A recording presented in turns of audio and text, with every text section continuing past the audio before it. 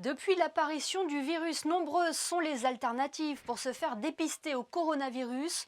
Nous connaissons le test TROD ou le PCR. Une étude est actuellement en cours en principauté concernant les tests alternatifs. En quoi consiste cette technique et à qui s'adresse-t-elle? Élément de réponse avec Vanessa Dessy.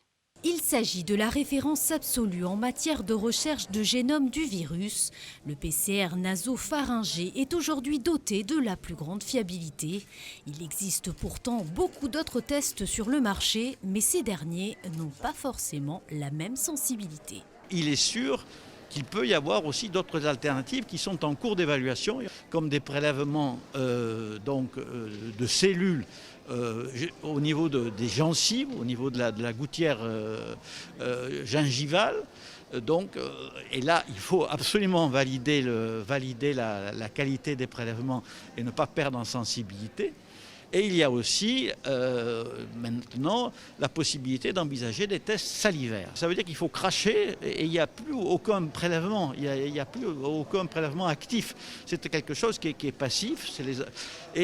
Ça pose d'autres types de problèmes qui sont des problèmes de traitement de cette salive pour les utiliser après lors des examens PCR. En partant du constat que les tests de la Covid-19 par prélèvement nasopharyngé sont assez invasifs aujourd'hui, une étude est menée en principauté afin d'évaluer d'autres sites de prélèvement. Le centre scientifique et la direction de l'action sanitaire travaillent de concert.